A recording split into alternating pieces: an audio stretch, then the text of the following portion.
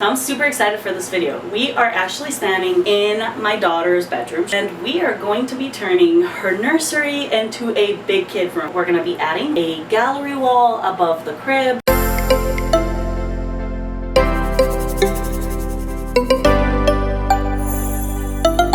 Hello lovely, welcome back to my channel.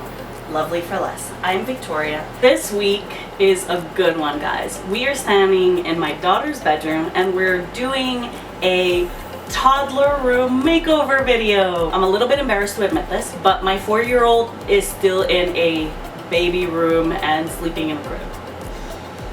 Don't judge me.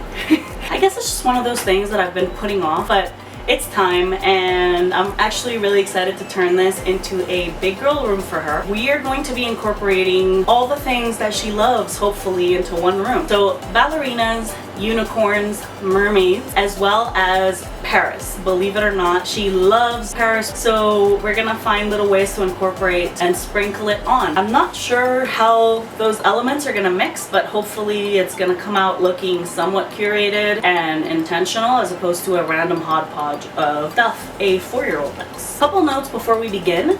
We are keeping the wall color as is. It's actually Chantilly Lace by Benjamin Moore. I just love this color. We're keeping the light fixture. We're keeping the 2 big pieces of furniture in the room. So her IKEA dresser, her crib, which we will be converting into the toddler bed version of the crib. It's a 4-way convertible crib.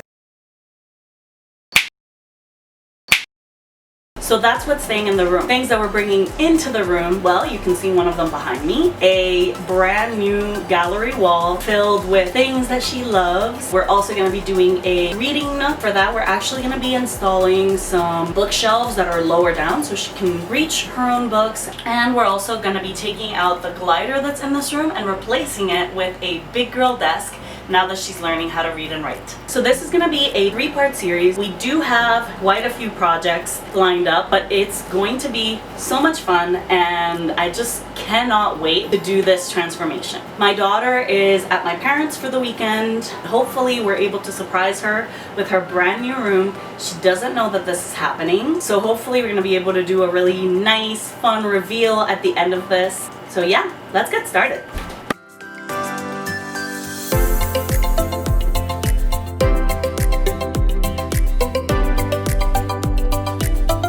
The main thing we're doing today is hanging a gallery wall. So these are some frames that I've been accumulating. Most of these are actually plastic from the dollar store. The rest are thrifted. We're gonna be hanging these up and I'm just gonna kind of wing it. I'm using this frameable quote cardstock pad that I got from Michael's like 3-4 years ago. I'll try to see if I can link it for you guys, but I honestly don't even know if they still carry it. It's so awesome because they're foiled and it's just so pretty. Really picks up the light, and they have some white, some gray. I want to talk to you guys about this picture hanging kit from Fix It. Ever since I discovered that's all I use. It's that good. So basically it comes with this little hook and you put that on the back of your frame and push it against the wall so it leaves a little indentation, and then when you remove it you already have your mark for where you need your screw to go. And they're like these special screws, so it already leaves a space for you to hang your frame. And it even comes with these teeny tiny little levels so that you can make sure your frame is level.